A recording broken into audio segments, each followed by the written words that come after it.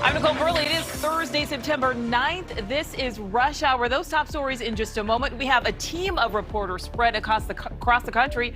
And tonight we are also following New York City on alert as we, of course, approach 20 years since the September 11th attacks. We are live in New York where security is ramped up around Ground Zero. And hundreds of thousands of people in Louisiana still without power tonight, nearly 2 weeks after Ida swept through, all as a new problem rearing its head, mounds of trash just piling up. And crews in Virginia still surrounding that spot where the giant Robert E. Lee statue once stood until about 24 hours ago. Well, what they're searching for now at the base of that statue and why they haven't been able to find it. But we begin tonight with breaking news out of Washington, D.C. President Biden unveiling a massive new vaccination initiative aimed at increasing shots in arms around the country. It's a six-part plan. The president is calling his path out of the pandemic. It is expected to impact as many as 100 million people. News Nation White House correspondent Allison Harris live tonight with the latest breaking details. Allison. Nicole, the number one priority of these 6 new steps outlined by the president is vaccinating the unvaccinated. President Biden, months after declaring freedom from COVID this summer, announced a move for business owners with 100 employees or more to require workers to get vaccinated or get tested weekly. That impacts more than 80 million people in the private sector. Those business owners could face more than $10,000 in fines if they don't comply. Federal workers and federal contractors can now lose their jobs if they don't get vaccinated. The president now announcing that he's dropping their option to get tested weekly, which he announced only a little over a month ago. The White House not sharing how many of those millions of federal workers and federal contractors have already gotten vaccinated. That mandate will also apply to more than 17 million healthcare workers or any worker at more than 50,000 healthcare facilities that receive Medicare and Medicaid reimbursements. That covers most of the hospitals in this country. The president is calling on states to adopt vaccine requirements for all school employees, offering financial incentives for those school districts that implement COVID safety measures. And large entertainment venues are being told to test guests at the door or get proof of vaccination at the door. That's just the start of what President Biden is implementing. The White House calling it bold and ambitious action to save lives, as 80 million Americans are still not vaccinated. And for those who are already vaccinated, the Biden administration is preparing for booster shots to start as early as September 20th, pending FDA approval. We remain at a critical moment, a critical time. We have the tools.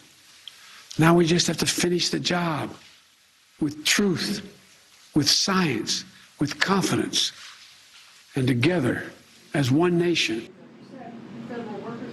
And the administration is doing even more. They're also expanding access to testing. They're providing more financial help for small businesses and hospitals with COVID patients, and they're increasing shipments of antibody treatments. This is a major ramp up of requirements. The president's spokeswoman today saying it is necessary as the virus has evolved because millions chose not to get vaccinated. Back in May, the Delta variant made up just 1% of cases across the country. Now it makes up the majority of cases, and a new variant is also spreading. Nicole? All right, so Allison, you're talking possibly thousands of dollars in fines here. There's already some immediate pushback by the president's rivals. We know one state already threatening to sue. Yes, Nicole, the governor of South Dakota has tweeted, "See you in court," to Joe Biden, tweeting at the president himself, saying that she is going to defend freedom. We're already hearing from lawmakers here in Washington who are outraged by this, and we can certainly expect to see even more lawsuits. Nicole? All right, Allison Harris, thank you so much. Well, 1 out of every 4. That's the rate at which kids are currently contracting COVID-19. And that's according to the American Academy of Pediatrics. Now, despite those numbers, Florida Governor Ron DeSantis is still fighting. He's fighting to keep schools in his state from instituting those mask mandates. Lawyers for DeSantis have now filed an emergency appeal hoping to reverse a state court decision allowing those mandates. On the other side of the country, officials are making moves in the opposite direction. The Los Angeles School Board, which oversees the second largest district in the nation, is voting on whether or not to mandate vaccines for students 12 and older. here. News Nation's Nancy Liu live outside the board's headquarters. Now, Nancy, of course, this is a major decision. Which way is the board leaning, at least right now? Well, Nicole, the LA Board of Education is meeting right now, and that small demonstration behind me makes clear that a controversial vote is about to happen. Despite that, approval is expected to make LA the first major K-12 district to impose a COVID vaccine requirement for kids. I'm just here to say that I fully support a vaccine mandate for eligible students. It's a special meeting that has the Los Angeles Board of Education voting to require all LAUSD kids over 12 to be fully vaccinated against COVID-19 by January. You're not public health officers, and LAUSD is a school district, not a public health organization. Just like the mask mandate, pushback and litigation are expected in the nation's second largest district. But many parents are all in, noting that other vaccinations are already mandated. In California, we have a state law that every kid has to have the Tdap by 7th grade. So this is not new information or a new way of doing business. It's just adding a new one. The COVID vaccine mandate for LA students comes amid sharp increases in pediatric hospital admissions nationally due to the Delta variant. We're talking about previously healthy children coming in with infections, the young, the older teenagers. According to the American Academy of Pediatrics, 252,000 kids were diagnosed with COVID over the past week. It's the biggest weekly surge in the wake of 750,000 total cases from the previous month. While the COVID vaccine is currently limited to children over 12, trials are now underway on younger kids like 9-year-old Nico Chavez. It kind of stung a little bit, but it didn't hurt. Now, Dr. Anthony Fauci expects emergency use authorization for younger kids to happen before the holiday season. As for schools, nearby Culver City was the first district to pass a student vaccine mandate for COVID. Other California districts are considering. As you've heard, LA has yet to vote. Experts predict that other districts nationwide may follow suit. Nicole?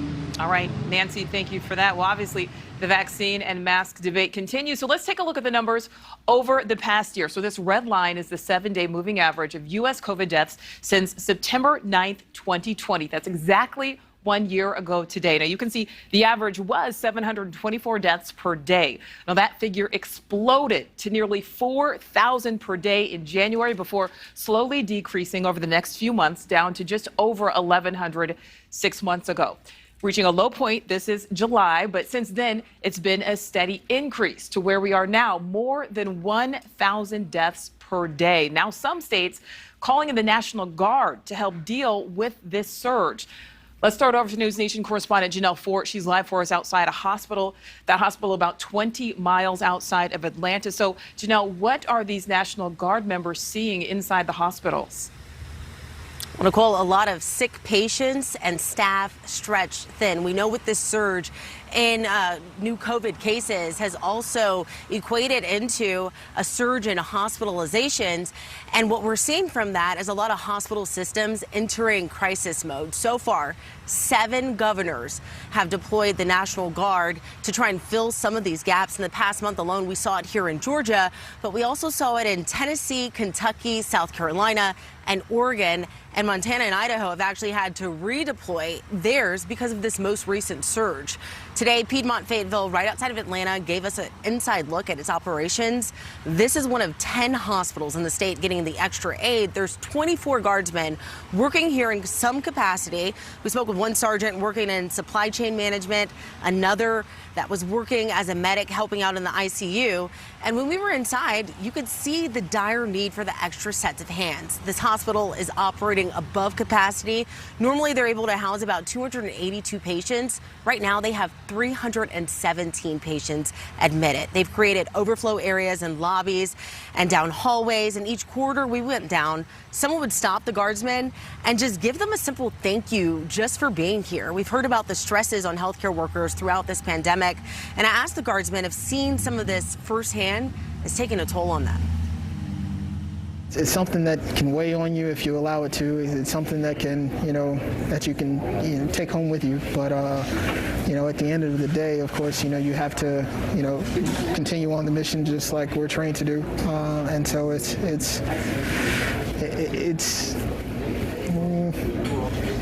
a reward, and it's also it's also difficult at times. Now, right now, the Guardsmen are set to be in hospitals here in Georgia at least until the end of the month, but they tell me that will likely be extended. The administrators I spoke to, Nicole, say they're just happy to have the extra support. Yeah, glad they are able to come in and give that support. Janelle, thank you. Well, the coronavirus is not stopping football. It is back, and the NFL kicking off the season tonight in Tampa. The Super Bowl champion Buccaneers hosting the Dallas Cowboys for the first regular season matchup of the year. Let's give you a live look right now. This is, look at that, a very dreary, foggy-looking Raymond James Stadium in Tampa. But guess what? That foggy weather not expected to impact attendance. Tens of thousands of fans already at that stadium. More will be heading there before kickoff, which is about 2 hours from now. And News Nation's Josh Benson with our Tampa station WFLA showing us what else there is to enjoy besides football. Welcome to Tampa, Florida. Well, everybody's getting in football shape. A great day out here at Julian B. Lane Park in Tampa, Florida. This is the place to be. Obviously, a big game tonight. A lot of people are coming out to enjoy the activities. There's a lot to do out here. You can kick a field goal. You can do a touch pass over a defender. And on the far end down there, you can even run the 40-yard dash. It's all a few of the events that the NFL has put together out here. But the big draw is the big stage over in the horizon there. Right now, Vela, a local artist from Tampa, is performing. And then within the hour, you're going to see a big star. Ed Sheeran will be on stage for all of these fans. Probably thousands and thousands of fans out here, but the day's been perfect. The weather's been a little spotty. Come and go, a little bit of rain, but other than that, we've had sun, and, you're in Florida, you get used to the rain and you can handle it. But a fun day overall, and everybody's really getting charged for the game tonight against the Cowboys. That's the very latest from Tampa, Florida. I'm Josh Benson. Back to you.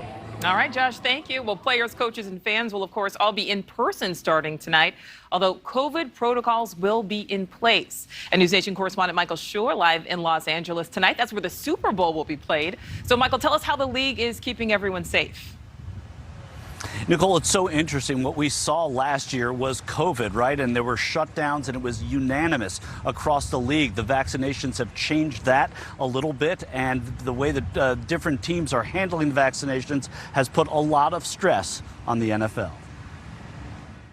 As week one of the NFL season starts, one starter will miss the game. Dallas offensive lineman Zach Martin, who tested positive for COVID and cannot play. It's just a test today. It's certainly not his first test, but test one, and then, but that's the protocol. A protocol that the league is hopeful will succeed. This season, it includes weekly testing for vaccinated players and staff and daily testing for the unvaccinated and partially vaccinated. Players who are not fully vaccinated will not be required to wear masks at outdoor practices, though face coverings are still mandatory indoors. Vaccinations played into speculation as well as to how player personnel was handled in the preseason.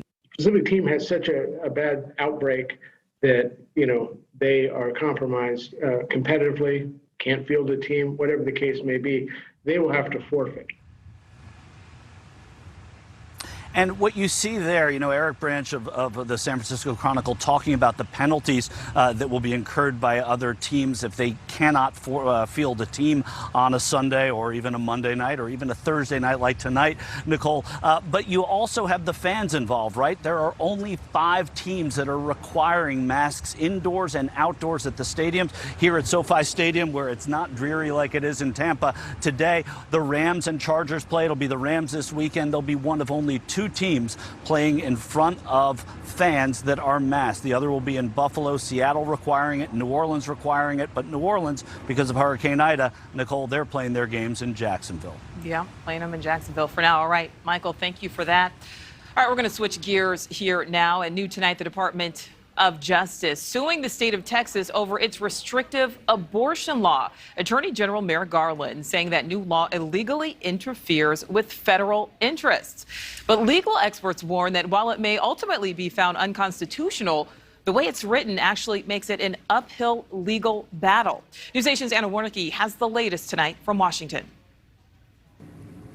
Nicole, the Justice Department has been exploring legal avenues to challenge the Texas law since it was signed by Texas Governor Greg Abbott last week. And today, the Attorney General says that he promises to protect abortion clinics in Texas.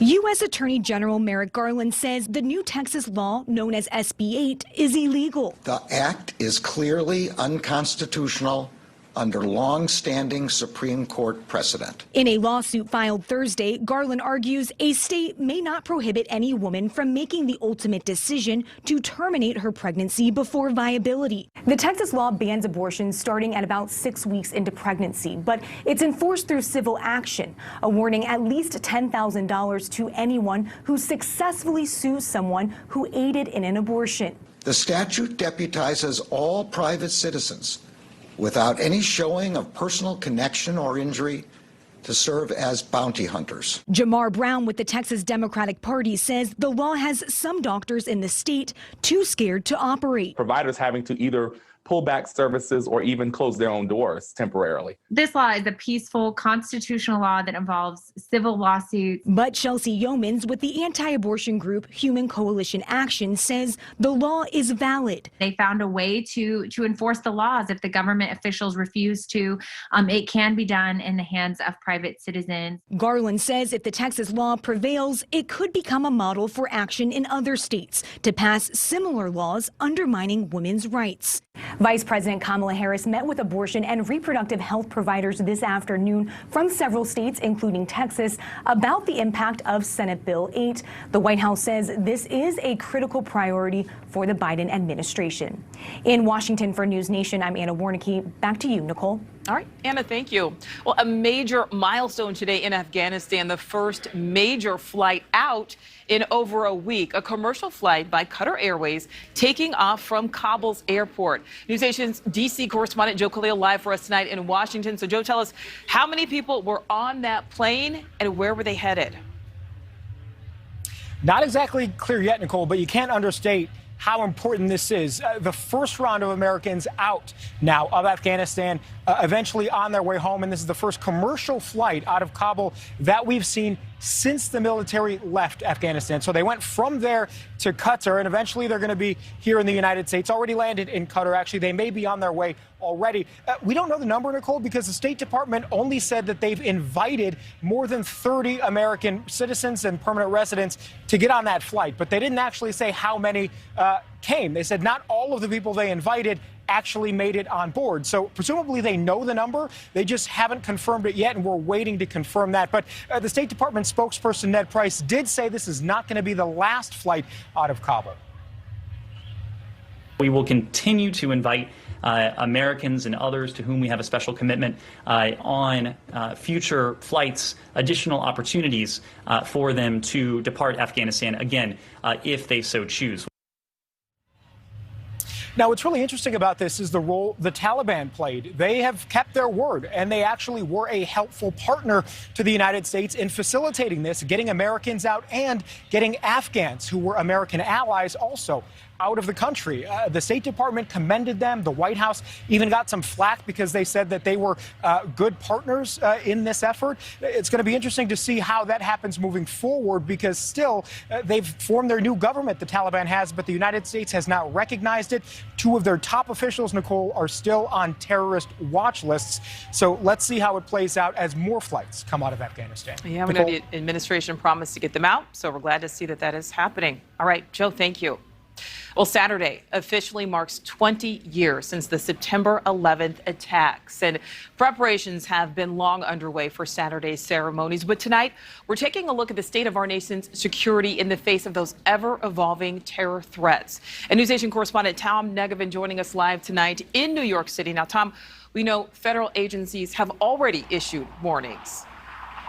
You know, they have, Nicole. As recently as a couple of weeks ago, they have been saying in the past few weeks they've seen an increase in chatter in anti-American propaganda by al-Qaeda. But important to point out, no specific or known credible threat. A lot of activity here where we are at the foot of the Freedom Tower in Lower Manhattan. Security very tight and getting tighter. In fact, security barricades are being put up, new ones, additional ones by the NYPD as I'm talking to you around us right now. The Tribute and Lights rehearsal taking place here last night. Two beams reaching into the sky, honoring the lives lost on that horrible day, symbolizing the strength of New York and New Yorkers 20 years after the coordinated terror attacks that claimed nearly 3,000 lives and changed our country forever. As we've been reporting, the NYPD and its Joint Terrorism Task Force have stepped up security as we've been approaching the anniversary of the situation in Afghanistan, one that officials here and in the nation's capital have been watching very closely as Saturday draws near,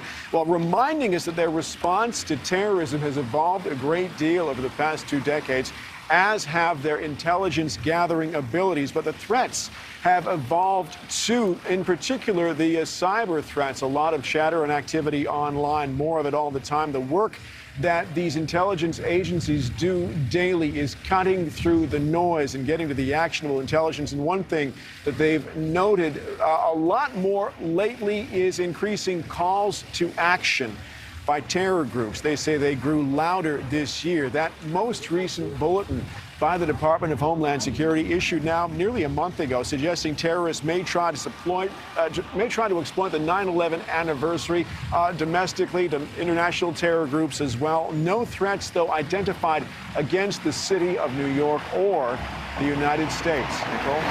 Yeah, American intelligence staying ever vigilant. All right, Tom, thank you. Well, still ahead on rush hour, 11 days since Hurricane Ida slammed Louisiana, and some parts of the state still in the dark. There's heat, there's humidity, and now they're dealing with another problem, mounds of trash piling up on streets and sidewalks.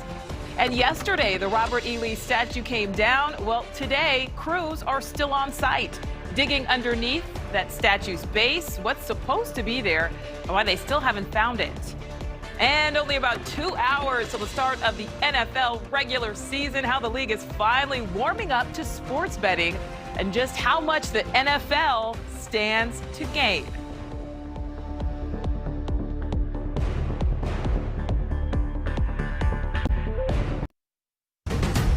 We do want to bring you some breaking news that's just coming into our newsroom tonight. This is out of Illinois. 3 people shot at a local business. This is in East St. Louis. A total of 6 possible suspects believed to be on the run right now. Now, East St. Louis is right across the river from St. Louis, Missouri. This is a live look at the scene of that shooting.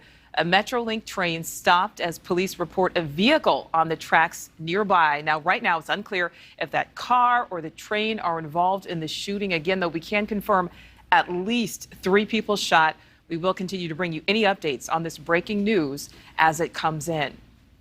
And right now, the search for a Confederate-era time capsule is underway. That capsule believed to be buried beneath the now removed statue of Robert E. Lee in Richmond. Earlier today, Virginia's First Lady announced a new time capsule will replace the old one. And News Nation's Rachel Keller from our Richmond station WRIC joins us now. So, Rachel, what happens now? Good evening. Well, this has been an all-day process, searching for the time capsule experts say was placed in the Robert E. Lee pedestal back in 1887, more than 130 years later. A cultural shift with state leaders planning to place a new capsule at the site to reflect the changing times. Take a look at your screen. This is the scene that has been going on since early this morning. Crews spending hours drilling into a part of the pedestal, searching for a copper time capsule. Now, back in March, a scan was done on this entire pedestal, identifying a void in the base. Historians believe the time capsule was placed in the northeast cornerstone. Records from the Library of Virginia suggesting 60 objects were placed inside, believed to have ties to the Confederacy. And also today, Virginia leaders introducing a 2021 time capsule. Now, the governor's chief of staff, Clark Mercer, tells me that this 2021 time capsule hopefully will be placed tomorrow. But again, this is still up in the air. I'm also told that today is the final day of searching. If they do not remove the time capsule from back in 1887, they will not continue the search. In Richmond, Rachel Keller, back to you. Oh, Rachel, we don't want to hear that. We are fascinated by this story here in the newsroom. I mean, we want to know what's inside that thing, buried in 1880 something. So I hope that they find it today. They have to find it. All right. Rachel, thank you. So to come tonight on Rush Hour, President Biden hoping to push his massive $1 trillion infrastructure plan through Congress. But are there enough workers to even bring that plan to life?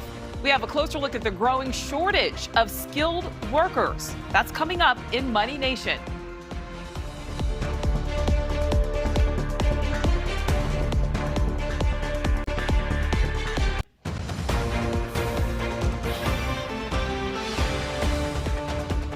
Welcome back to Rush Hour. Here's what's happening in your nation right now. President Biden just announcing sweeping new federal vaccine requirements that could affect as many as 100 million Americans. Those new rules include vaccine mandates for employers with more than 100 workers, federal employees, federally funded healthcare systems, public schools, and entertainment venues. He's also signing an executive order requiring vaccination for all employees of the executive branch. And children currently account for 1 in 4 of all new COVID cases. That's according to the American Academy of Pediatrics. Now, despite this, Florida's governor has filed an appeal seeking to reinstate a ban on school mask mandates in his state. But meantime, officials moving in the opposite direction in Southern California, where the LA School Board expected to put a vaccine mandate in place for students ages 12 and up. The Justice Department suing Texas over the state's new law banning most abortions, arguing it was enacted, quote, in the open defiance of the Constitution. That new law prohibits abortions once doctors can detect a heartbeat that's usually around 6 weeks. Federal officials are concerned other states could pass similar laws. And roughly 200 people flew out of Kabul on a commercial flight earlier today, marking the first large-scale departure since U.S. forces completed their withdrawal over a week ago.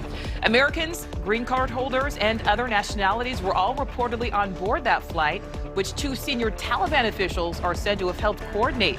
Those passengers were set to fly to Qatar. Another 200 are expected to leave Afghanistan before the week is out. Well, Tropical Depression Mindy made landfall in Florida last night as a tropical storm, downing power lines, causing flash flooding across the southeast region. That is the 13th named storm this hurricane season alone. It brought heavy rain and went to Georgia, South Carolina, Tennessee. Mindy now over open water in the Atlantic. It's pulling away from the U.S. But meantime, southeast Louisiana, the Hurricane Ida recovery process turning out to be a long one. More than 250,000 residents still without power. Many are now seeing trash pile up. Look at this, as people are getting rid of that rotten food, their damaged furniture, the debris that's piling up. NewsNation's Kenny Lopez, former station WGNO. He's about 15 miles from downtown New Orleans in the city of Kenner. So, Kenny, was that area hit hard? Yes, Nicole, it was hit very hard. The city of Kenner is still struggling to recover. In many of the areas, many of the neighborhoods, the power is still out, and it's just a waiting game now. But crews are working tirelessly to turn the power back on. Now, parts of the neighborhood have been without power for 11 days because there was severe damage to the power poles and lines. Crews tell residents that they should get power back later on today, but after witnessing the damage, they feel it could take longer and they're not so sure. Trash is now piling up. That's another problem for Kenner. And with people throwing away all their stuff from the fridges, the smell's also getting pretty bad. And there are piles of roof debris, as you see here, moldy furniture. It's just littering the sidewalks. So basically now it's a waiting game. The struggle continues, but the power is the top priority in the recovery process. And then all the rest will follow, the trash cleanup, etc. Back to you, Nicole. Oh, yeah, really hoping those residents can get their power back on. Kenny, thank you for that. Still ahead tonight on Rush Hour, this NFL season expected to be unlike any we have seen before, but this has nothing to do with play on the field. The league finally embracing sports betting and the changes you'll see this year as the season kicks off. Plus, the long-awaited and highly anticipated trailer for the new Matrix movie finally released today. We'll tell you what you can expect straight ahead.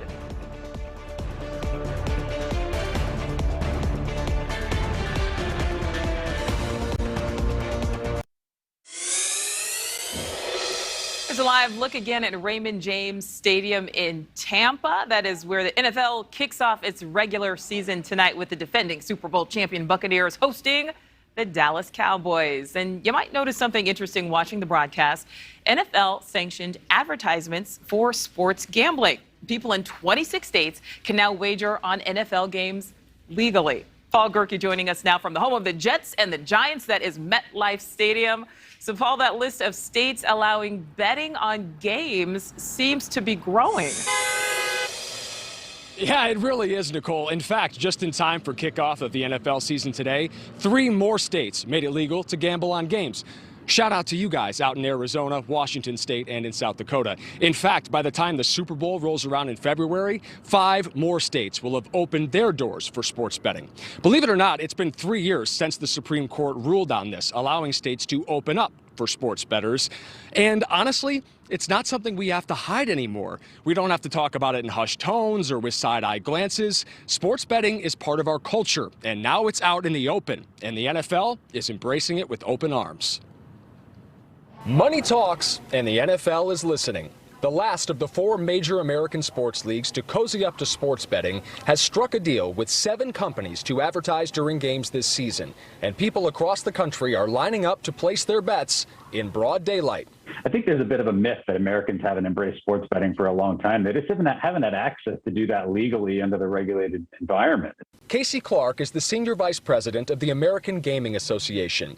COVID decimated his industry after a record-setting 2019, but he's optimistic football and a full slate of fall sports will put everything back on track. You know, our research suggests that over 45 million Americans plan to bet on the NFL this year in one way or another.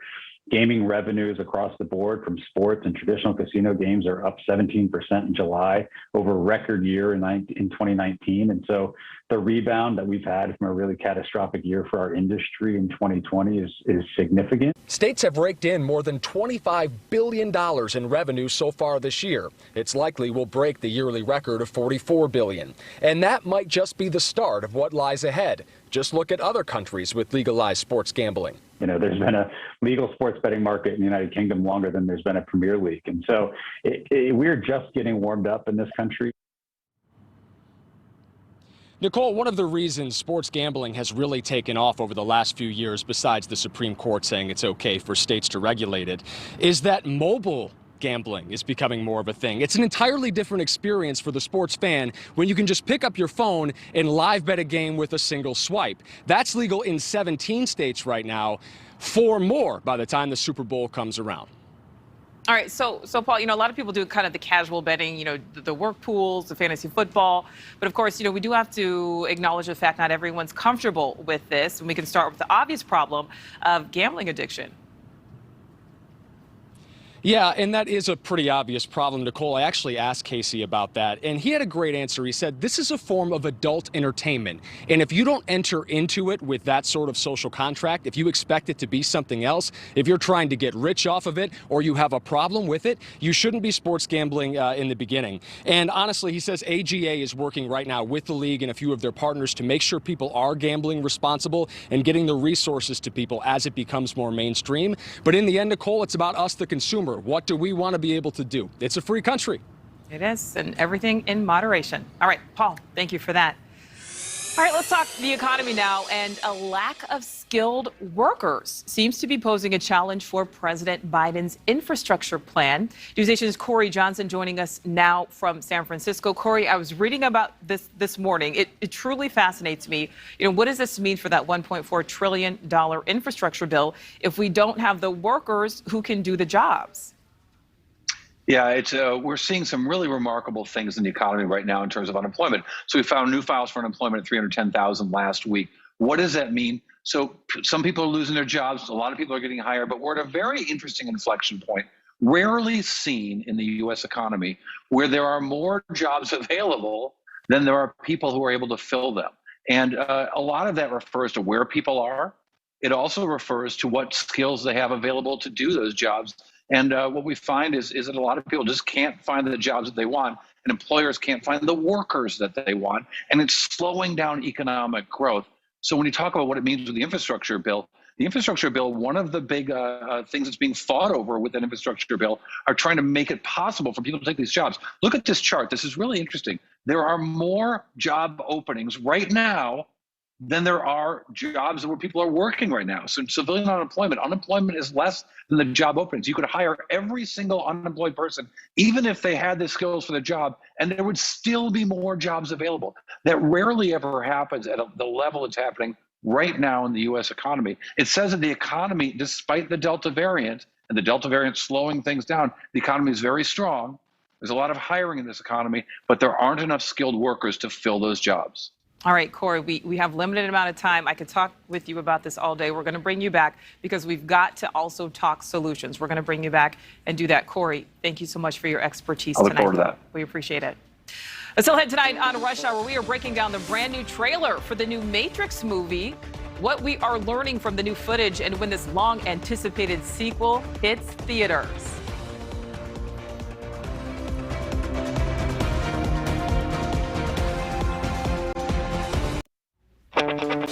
In entertainment tonight, Bachelor Paradise drama at an all-time high this week, even for regular fans of the show. This week shed light on how some of the show's stars might have played the game to get their TV time. Sam Rubin from our Los Angeles station KTLA has that information. What's going on here, Sam? Nicole, shocker. People go on The Bachelors not necessarily for the right reasons. This is the Bachelor in Paradise spin-off program, and apparently we're learning that Bachelor Brendan knew one of the other contestants, a female contestant, in advance and maybe was romancing her. So that meant the woman he was romancing on the show, her name is Natasha, was not necessarily the recipient of his true love. He posted a couple messages on social media before plot lines played out on the show, then had to post a lengthy message of apology. Penalty for this Bachelor, he's lost now over 50,000 followers as fans realize he didn't go for the right reasons. Sam, you mean he didn't go on national television to find true love for real? All right. He didn't. He didn't. He didn't think the process would work for him, apparently. Oh, Sam, there's a new Matrix trailer, and for people into the Matrix, it does look pretty exciting. Here we go again. Keanu Reeves is back. Of course, the franchise started way back in 1999. Third installment was in 2003. We've waited nearly 20 years for this newest installment of The Matrix. It looks very exciting. It is called Matrix Resurrections, and the drop date is December 22nd. I say drop date because you can see it in theaters and you can see it on HBO Max. A movie like this, though, to me, seems like it would be a better film experience in a movie theater. I don't know what Keanu Reeves is doing. That man does not age. Unbelievable. All right, Sam, thank you for that update. Well, it's time to get serious now. The Donlin Report starts at the top of the hour. Joe down in our studio with a preview. Hi, Nicole. Tonight on the Donlin Report, the White House wants to turn your boss into the vaccine police. Can they do that legally? And how much could it cost businesses struggling to recover from the pandemic? Also, 2 days ahead of the 20th anniversary, I'll speak with one man who lost his father on 9/11. And whether he's changed his mind about President Biden attending the anniversary ceremonies coming up this weekend. We'll see you with that much more at the top of the hour. Busy show ahead. Nicole, back to you. Yeah, so hard to believe it's 20 years. Well, still ahead, we have another check on some top stories making headlines around your nation, including that breaking news out of Illinois. At least 3 people shot, 6 possibly on the run right now. We know this vehicle, that SUV, might be involved. Stay right here. Live from our News Nation headquarters in Chicago, here's what's happening in your nation, and we start with breaking news. This is out of Illinois, southern Illinois. Multiple people reportedly shot just a short while ago. This is the scene in East St. Louis. It's in Illinois, but across the river from St. Louis, Missouri. Initial reports indicate at least 3 people have been shot, a total of 6 suspects on the run. Authorities say a car in the area was struck by a train. That's what you're looking at right now. Several other cars are believed to have been involved in this shooting. Also breaking tonight, Los Angeles school board members have approved a plan to require all students 12 and older to be fully vaccinated against COVID. Now, this is the nation's second largest school district. That proposal passed 7-0. Students must have their first dose no later than November 21st, the second by December 19th.